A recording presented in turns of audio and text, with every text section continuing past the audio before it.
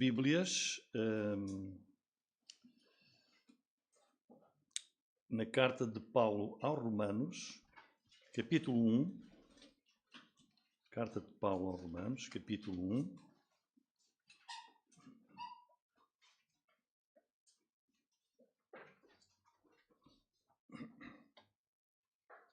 Página 1218.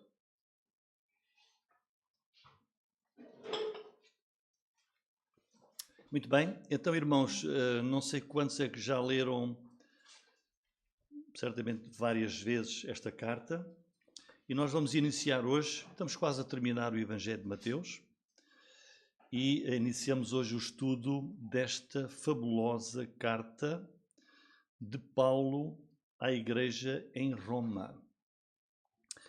Houve alguém que escreveu, ou que disse e escreveu, que se por qualquer motivo se perdesse toda a Bíblia, né, e só restasse este livro de Paulo aos Romanos, seria suficiente para nós conhecermos Cristo, conhecermos a salvação, conhecermos Deus e conhecermos as coisas mais importantes das Escrituras. Por isso vamos iniciar hoje o estudo desta carta, tem 16 capítulos, carta de Paulo à igreja que havia em Roma.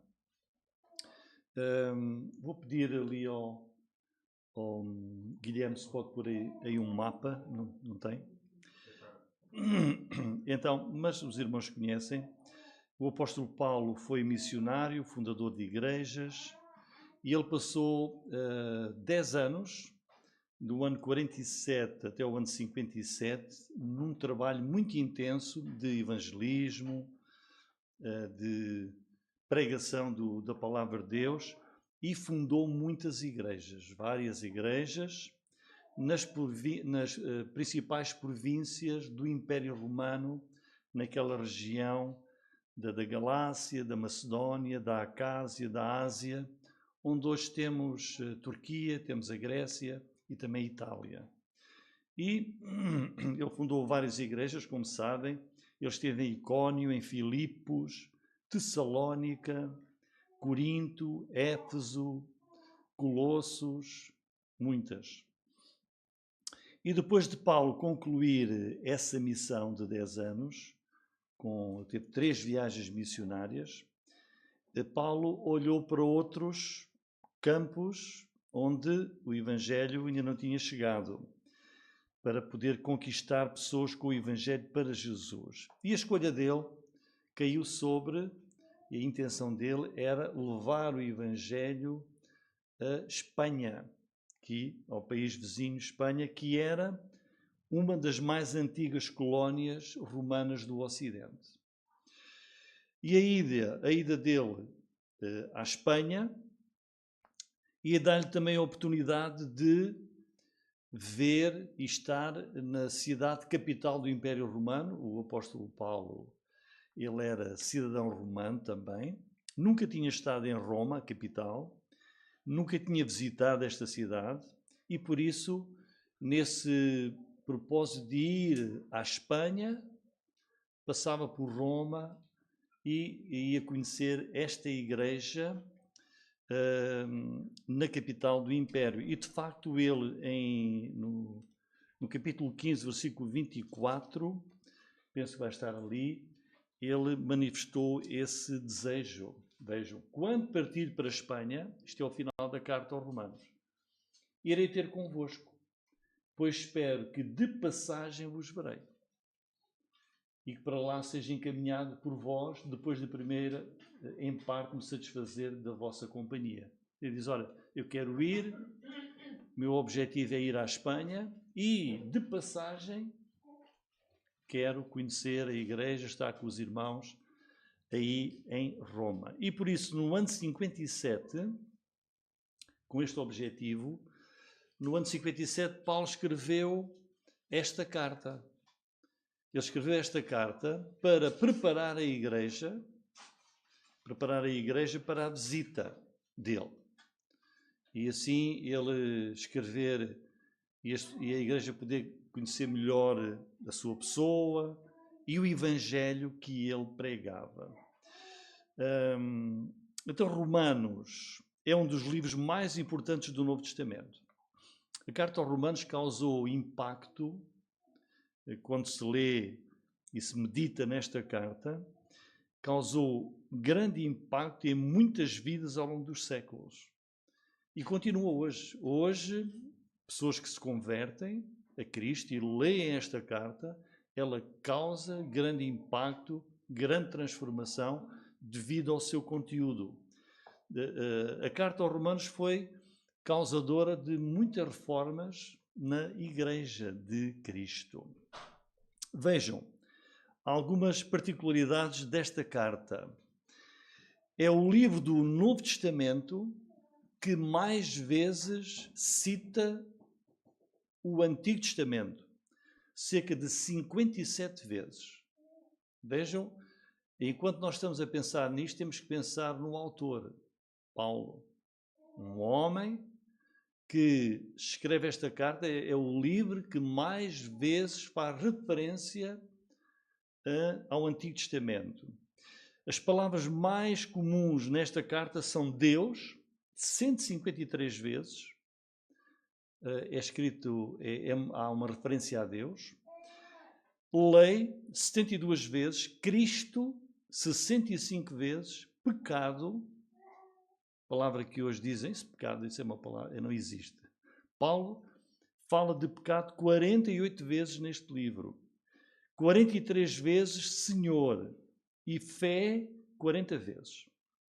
Portanto, nesta carta, Paulo trata e fala de Deus, fala da lei de Deus, fala de Cristo, fala do pecado, fala do nosso Senhor, fala da fé e de todas as ramificações que estes termos, estas palavras têm.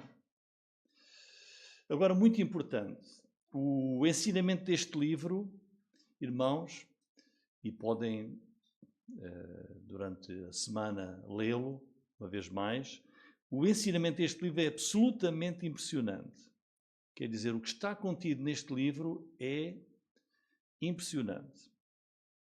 Este é o livro que responde a todas as perguntas importantes da vida. Os temas principais da carta são pecado. E logo no início, capítulo 1, Paulo começa logo, ele inicia a sua carta falando sobre o pecado. Fala sobre a salvação. Como é que Deus salva? Qual é o plano de Deus? Fala sobre a santificação, que o crente deve ser uma pessoa santa, que está separada do mundo. O crente é alguém que está numa vida com um processo de santificação, em que dia a dia nos separamos mais das coisas do mundo para o nosso Deus e estamos nesse processo. Fala sobre a soberania de Deus. Deus é soberano sobre todas as coisas. E fala também sobre o serviço do crente.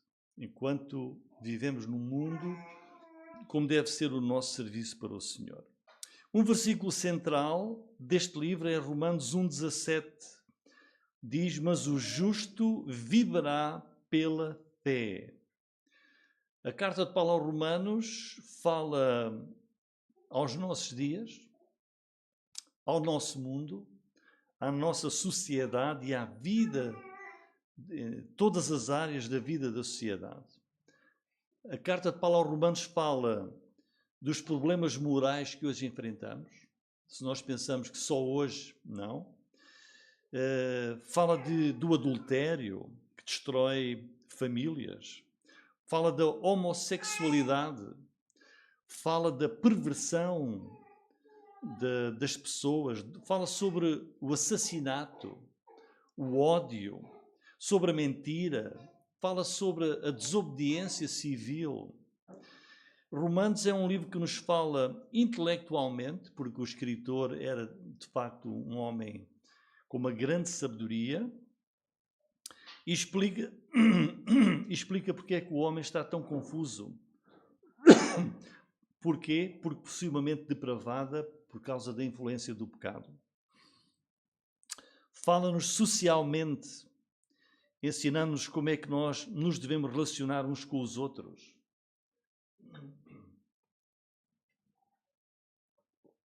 Fala-nos também psicologicamente. Como é que o homem se consegue libertar da culpa? Fala-nos espiritualmente, porque responde ao nosso desespero, dando-nos uma esperança para o futuro com Deus. É um livro que nos fala profeticamente, porque nos revela o destino final do nosso mundo, o destino da nossa terra, e especialmente o plano de Deus para Israel, para a Igreja, o plano de Deus para todos os crentes em Jesus. Também nos fala nacionalmente, porque nos fala sobre as nossas responsabilidades como cidadãos do nosso país, as nossas responsabilidades se estamos em Portugal para com a nação de Portugal, ou se estamos no Brasil, que são diferentes, ou se estamos na China, ou se estamos na Índia.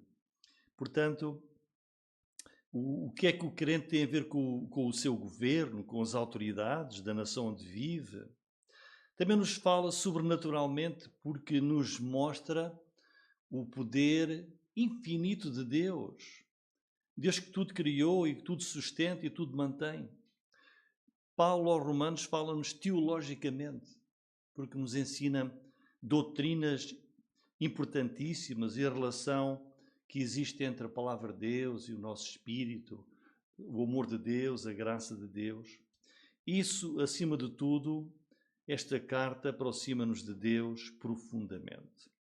Olhando para o versículo 1, que é o versículo inicial, hoje estamos apenas a fazer a introdução a esta carta e vou ler apenas 2 versículos. Diz: Paulo, servo de Jesus Cristo, chamado para apóstolo, separado para o Evangelho de Deus. E o versículo 7. A todos os que estáis em Roma, amados de Deus, chamados santos. Graça a vós e paz de Deus nosso Pai e do Senhor Jesus Cristo. No versículo 1 está ali a primeira palavra, qual é? Paulo. Então vamos pensar um pouco nesta pessoa que nós, possivelmente não há culto nenhum que não se utilize a palavra Paulo. Paulo é a palavra inicial do livro e mostra-nos logo o autor. O autor desta carta foi Paulo. E para nós entendermos melhor esta carta, nós temos de conhecer Paulo, o autor que Deus usou para escrever esta carta. Paulo era diferente de Pedro, diferente de João, diferente de todos os outros escritores da palavra de Deus. Portanto, ele identifica-se logo no início da carta, porque a primeira palavra é de facto o seu nome, Paulo. Quem é Paulo? Bom, Paulo surge na Bíblia e no Novo Testamento, inicialmente com outro nome, com o nome Saulo. E aqui, para tirar dúvidas, Saulo e Paulo são a mesma pessoa. Saulo é o nome dele em hebraico. O nome dele em hebraico é Saulo.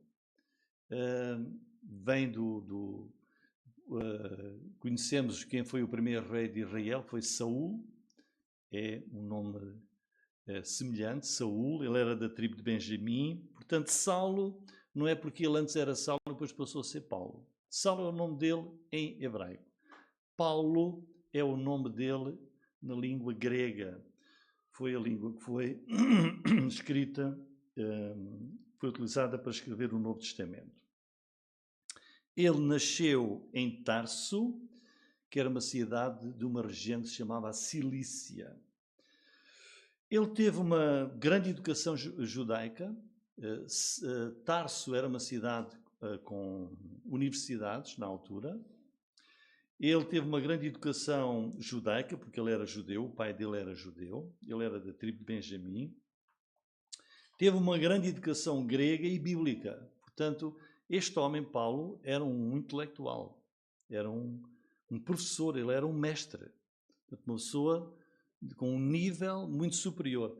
Em Filipenses 3.5, que eu acho que vai aparecer ali, Filipenses 3.5, ele escreve um pouco sobre ele. Circuncidado ao 8º dia, que era uma obrigação da lei de Moisés para os judeus, com 8 dias eram circuncidados, da linhagem de Israel, eu sou israelita, a minha tribo, Benjamim, que era das mais pequenas das 12, hebreu de hebreus, ou seja, não haja confusões, eu sou israelita, eu sou hebreu de alto a baixo, do fundo do meu coração. Segundo a lei, fui fariseu. Portanto, ele, na educação que teve, ele era um fariseu, um mestre da lei, conhecedor das Escrituras, da lei de Deus, profundamente. Era um jurista de primeira classe, um homem muito sábio. E a dada altura, o que é que ele começou a ouvir? Ele começou a ouvir falar do crescimento do cristianismo em Jerusalém. Como nós sabemos, lemos o livro dos Atos dos Apóstolos, o Espírito Santo vem, Pedro prega, e só naquele dia de Pentecostes foram mais de 3.000. E depois eram aos milhares em Jerusalém que a pregação do Evangelho aumentava, milhares e milhares, a seguir mais 5.000. Portanto, ele começou a ouvir deste crescimento do cristianismo em Jerusalém, ouvir que os cristãos enchiam a cidade com ensinamentos sobre Jesus ser o Messias. Não é? Então vejam, um fariseu como ele, um conhecedor das Escrituras, começou a ouvir falar, mas aquilo há uma revolução lá em Jerusalém. Milhares convertem-se a esse cristianismo e dizem que esse Jesus que é o Messias. E qual foi a reação de Saulo? Ficou furioso com essa afronta ao judaísmo. E, no seu zelo, ele tomou uma decisão. Disse, eu vou perseguir e exterminar essa seita. Essa seita dos cristãos, isso vai acabar. Ele encheu-se de uma raiva, de uma fúria, como iremos ver.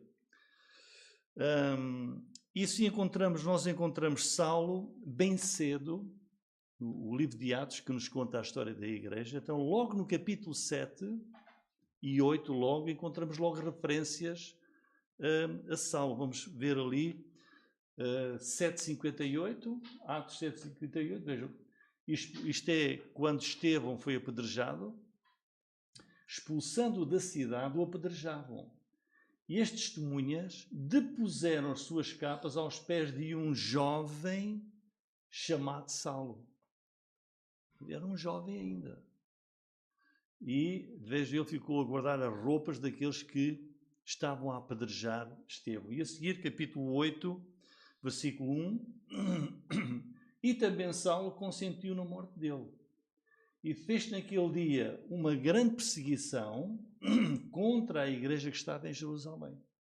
Todos foram dispersos pelas terras da Judeia, de Samaria, exceto os apóstolos.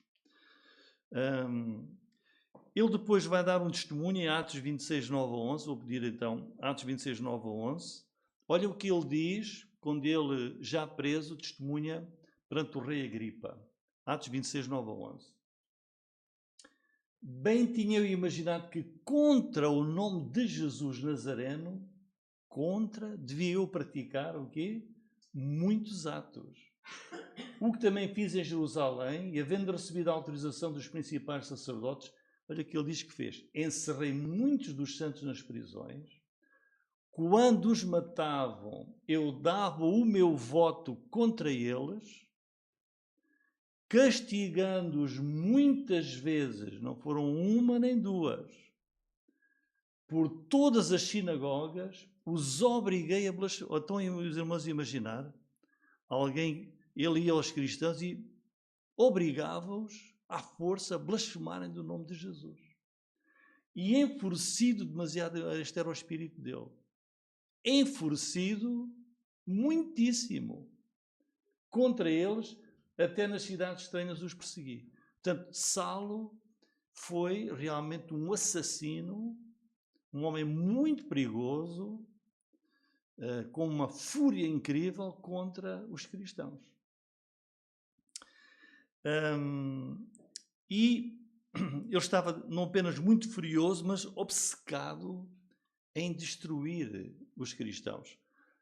Hoje nós ouvimos notícias dos cristãos serem perseguidos e massacrados no mundo. Olha, está aqui.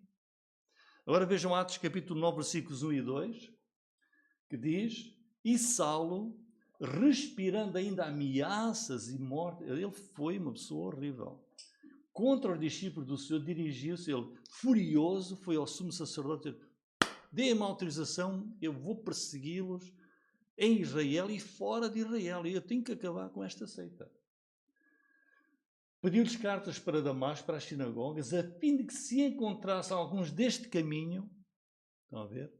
Deste caminho, quer homens, quer mulheres, não interessava, homens, mulheres, os conduzisse presos a Jerusalém. Portanto, este era o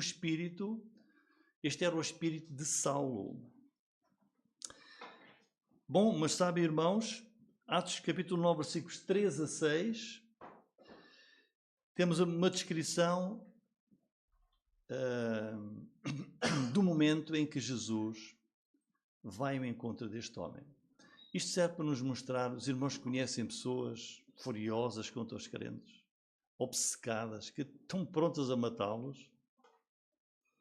Deus vai tratar dessas pessoas. Tem aqui, ora capítulo 9, versículos 3 até 6, não sei se vai aparecer ali. 3 a 6?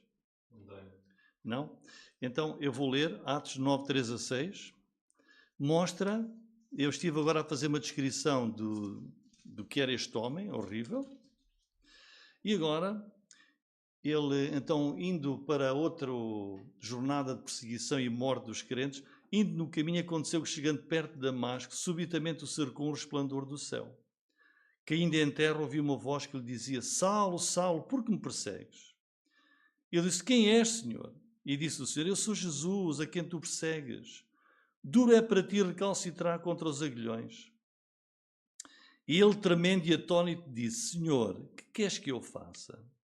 Disse-lhe o Senhor: levanta-te, entra na cidade e lá te será dito o que te convém fazer.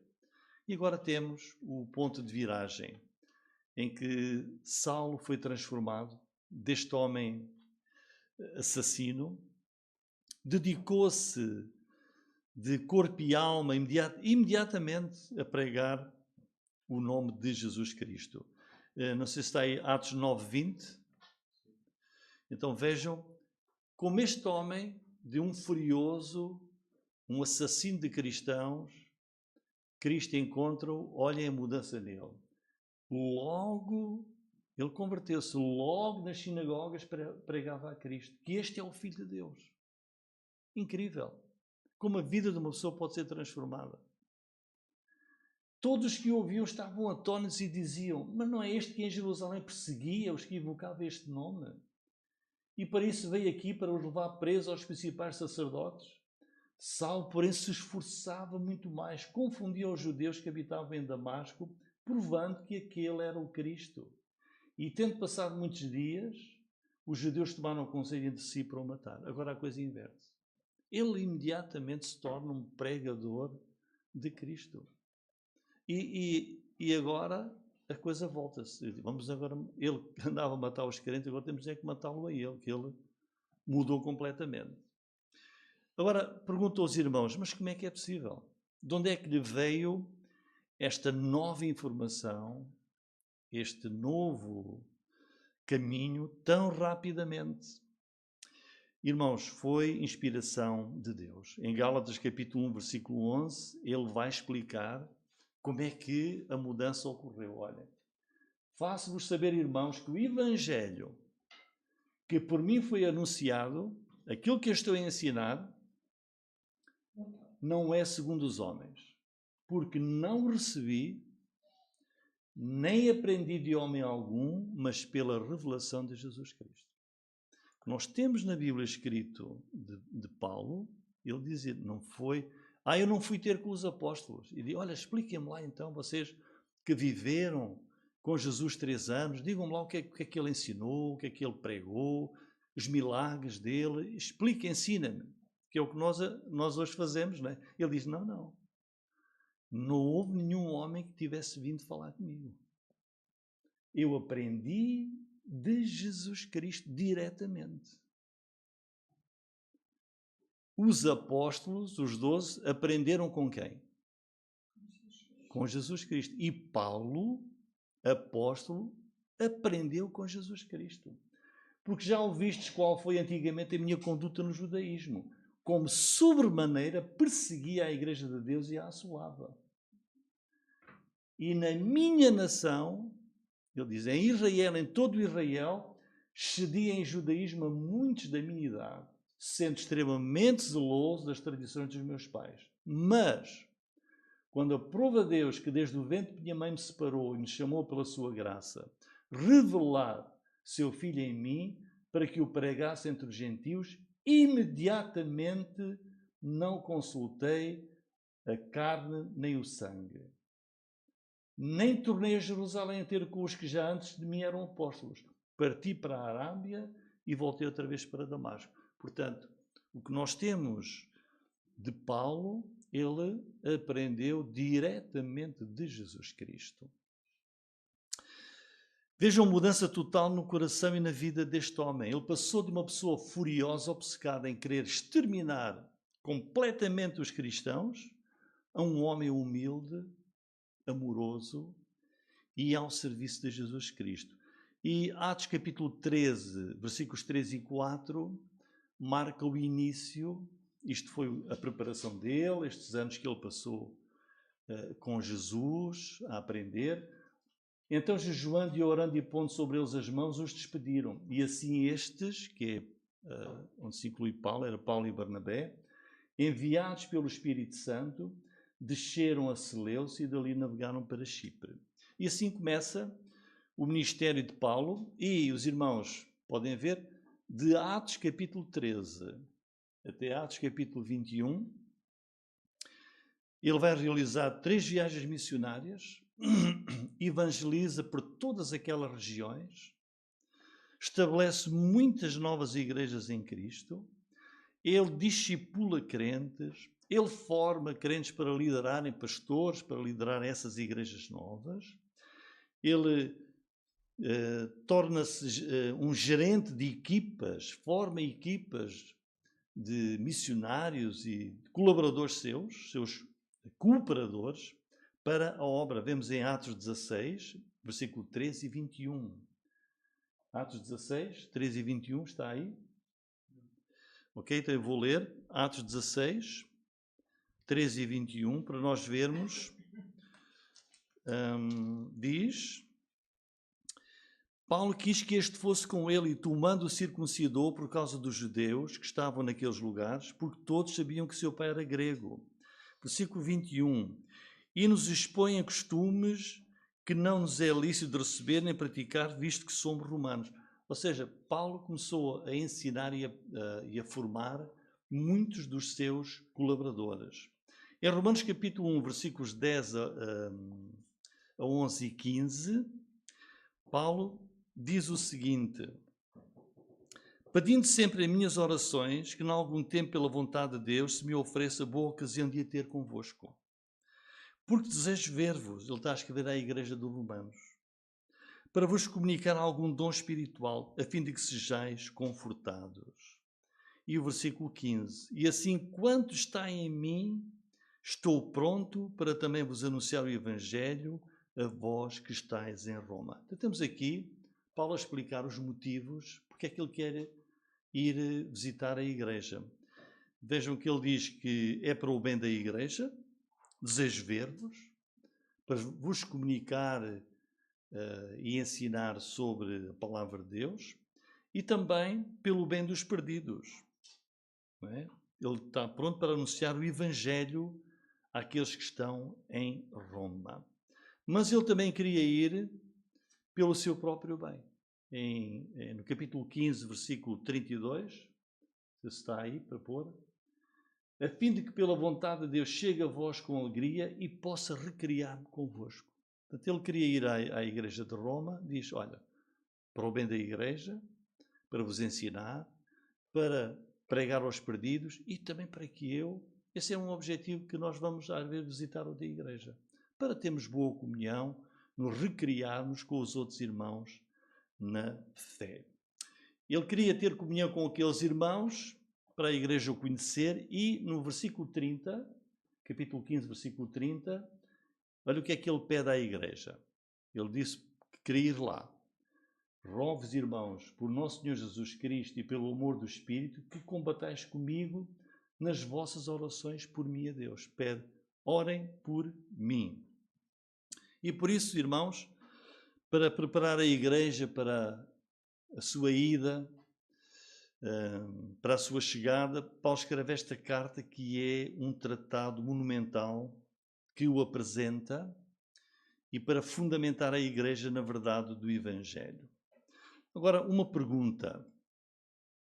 O que é que tornou Paulo um homem grandioso? Todos nós sabemos da grandeza de Paulo. O que é que distingue este homem, que é um exemplo para nós? O que é que tornou Paulo grandioso? Em primeiro lugar, ele tinha uma mente bíblica. A Bíblia enchia a sua mente e o seu coração. Ele era completamente imerso na palavra de Deus. Tinha um intelecto excepcional, fundamentado na palavra de Deus. Ele possuía um profundo conhecimento do Antigo Testamento. E é por isso que ele, muitas vezes nesta carta, ele diz, como está escrito, fazendo referências ao Antigo Testamento. Por exemplo, no capítulo 15, versículo 4, é um exemplo, diz, porque tudo, ele está a dizer, olha, aquilo que antes foi escrito, está a falar do Antigo Testamento, todas as coisas, desde Gênesis, para nosso ensino foi escrito. A Bíblia, o Antigo Testamento, era o que era conhecido na altura, é para nosso ensinamento. Para que pela paciência e consolação das Escrituras, as Escrituras dão-nos consolo, dão-nos paciência, tenhamos esperança. Ele era um homem grandioso porque tinha uma mente bíblica. Conhecia muito bem a palavra de Deus. Segundo lugar, Paulo tinha uma vontade determinada. Desviá-lo do caminho que ele recebeu não era fácil. Não era fácil desviá-lo dos seus propósitos. Lançava-o na prisão. Muito bem. Começava logo um grupo bíblico logo lá na prisão. Cantava, começavam logo os soldados, não tem problema nenhum. Venham cá que eu vou-vos ensinar porque é que eu estou aqui, no que é que eu acredito. Ou seja, ele era um homem com uma vontade determinada, nem a prisão o afetava. Fosse preso, começava logo um grupo bíblico na prisão. Mas podiam apedrejá-lo para o matar. Muito bem. Ele, quando recuperasse, voltava para o sítio onde ele estava antes e continuava a pregação que ele tinha começado. Ele era um homem totalmente comprometido com a tarefa que recebeu de Deus. Mas, em terceiro lugar, era um homem com um coração amoroso. Ele passou daquele homem um assassino, um perseguidor furioso contra crentes, a uma pessoa muito amorosa. Deus transforma as vidas. E um homem com uma consciência também do amor de Deus. No capítulo 1, versículo 7, ele diz: a todos os que estáis em Roma, amados de Deus. E no capítulo 5, versículo 5, ele fala não apenas que os crentes são amados, mas fala do amor de Deus. Diz, a esperança não traz confusão, porquanto o amor de Deus está derramado em nossos corações pelo Espírito Santo que nos foi dado. E em quarto lugar, ele foi um homem que transformou o mundo. Porque acima de tudo ele vivia, irmãos, isto é importante, ele vivia para glorificar a Deus. Ele queria que a vida dele fosse uma vida para a glória de Deus, para que ao olharem para ele, para aquilo que ele era, aquilo que ele dizia, aquilo que ele fazia, isso fosse de honra, de glória para Deus. Vamos ver alguns exemplos.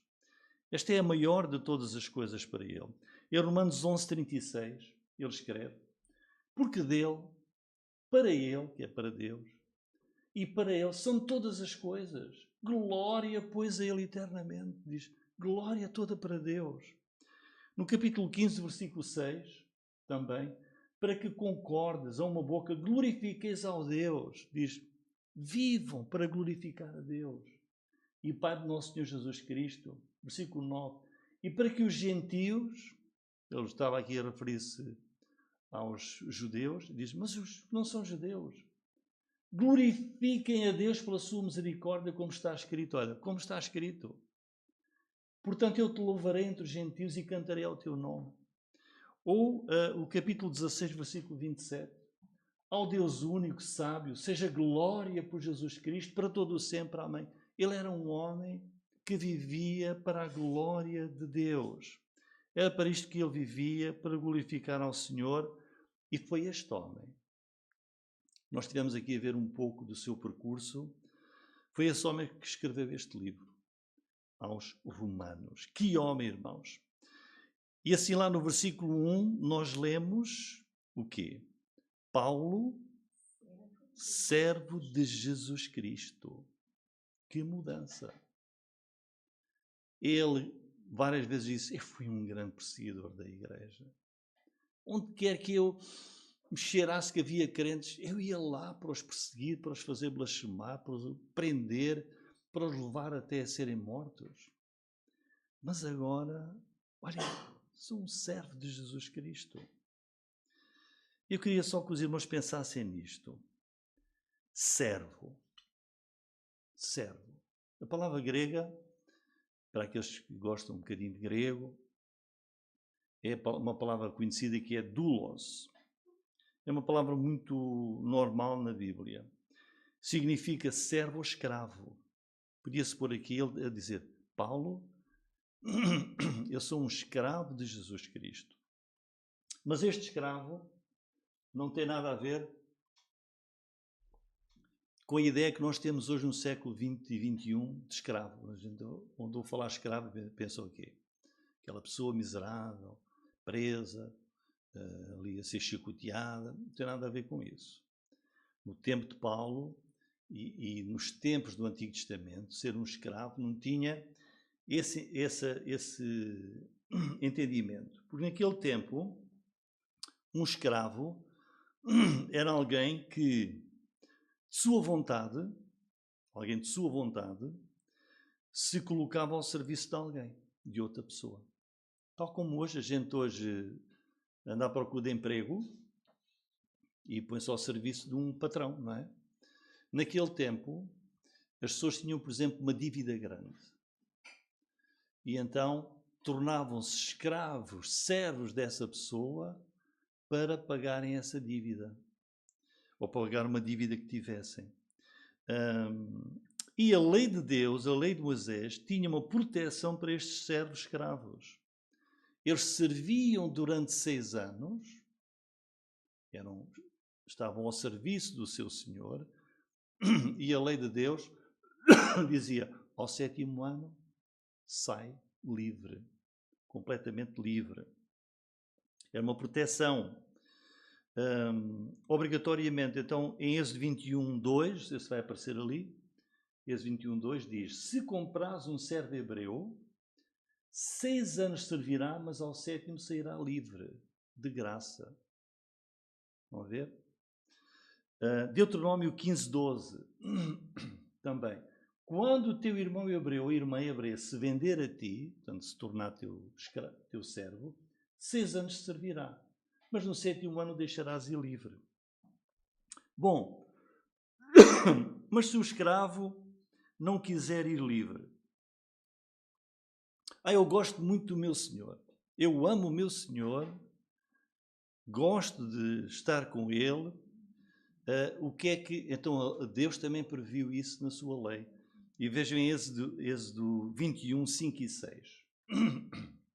Mas se aquele servo, escravo, expressamente disser, eu amo a meu Senhor, e a minha mulher e os meus filhos, não quero sair livre, eu quero continuar escravo.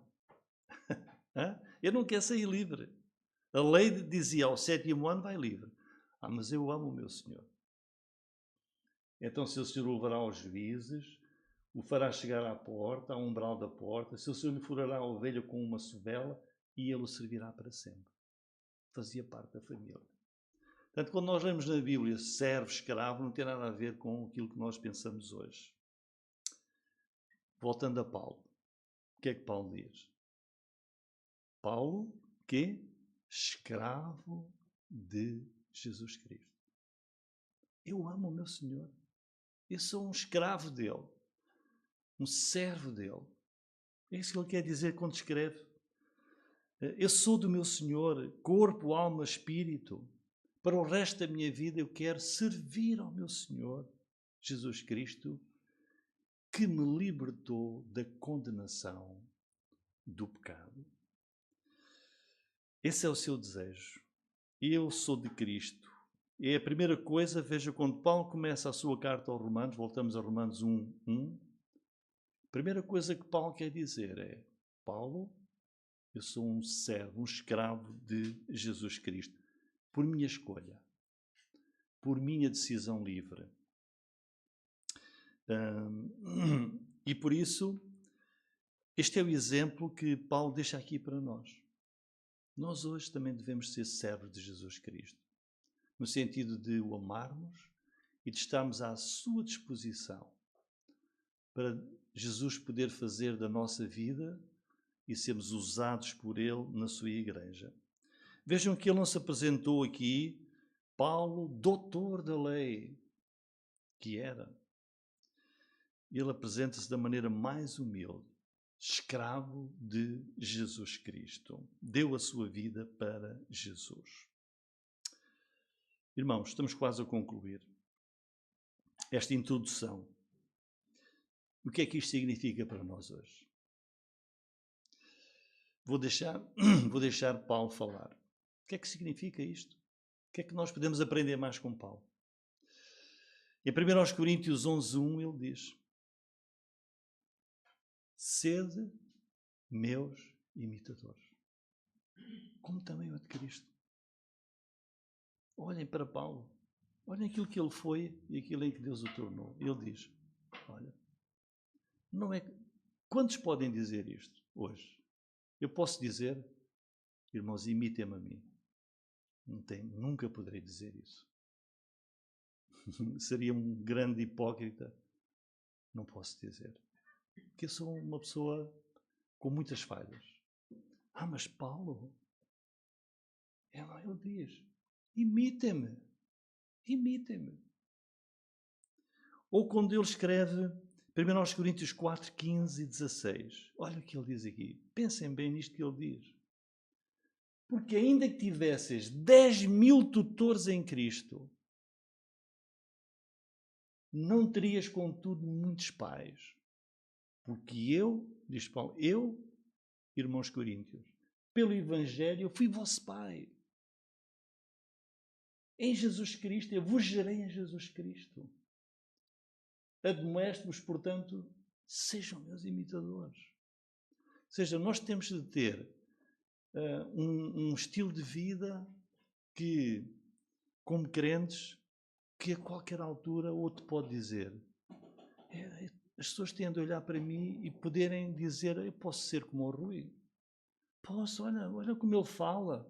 Posso por aqui, disse Rui, para não estar a pôr o nome de outros e dizer, olha, falou no meu nome e não falou no do outro. Não. Tem que ter nós como crentes um estilo de vida cristã que diz, os outros quando olham para mim, eles têm de ver como é que eu falo, palavras é que uso, qual é a vida que eu tenho, qual é o estilo de vida que eu tenho, como solteiro, como casado. Será que os outros podem olhar para mim e dizer, eu posso imitar o Rui, à vontade? Paulo diz, sejam meus imitadores. Filipenses 3,17, ele escreve aos Coríntios, escreve a tantos. Sede também meus imitadores, irmãos, e tende cuidado, segundo o exemplo que tendes em nós. Sejamos exemplos, irmãos. Portanto, irmãos, Paulo podia dizer: sejam como eu. Que a nossa vida seja de tal maneira que nós possamos dizer, sem hipocrisia, sejam como eu. Em conclusão, hoje demos o passo de partida no estudo da Epístola de Paulo aos Romanos. O versículo 1 inicia logo com o nome Paulo. Como sabem, naquele tempo escrevia-se em rolos, não é? Em rolos. Não é? Ora, hoje a gente começa uma carta, quem escreve assina no fim, não é? Eles tinham que estar a desenrolar tudo para ver quem é que escreveu isto. Foi o Paulo. Assim está logo lá no início. Começavam a abrir o rolo, é do Paulo. É a primeira palavra, Paulo. Então, irmãos, começámos a estudar esta epístola e o homem, este foi o homem que Deus usou. Não há casos perdidos. Podemos ver a pessoa pior do mundo. Só Deus sabe. Mas essa pessoa tem o direito de receber um folheto, tem o direito de ser abordada. Só quantos exemplos nós conhecemos de pessoas? Há um que agora não me lembro o nome, mas foi um grande, lá no século, penso século XVII ou XVIII, por aí. Era uma pessoa horrível, que era um traficante mesmo de escravos. E ele tornou-se um grande homem de Deus, em muitos casos. Este foi o homem que Deus usou e chamou para escrever esta maravilhosa, importantíssima carta, que é um livro incrível. Irmãos, que o Senhor nos encha a nós com a mesma vontade de Paulo, o mesmo desejo, o mesmo amor que Paulo mostra, que possamos experimentar, ainda que minimamente, o que este homem foi na obra de Deus.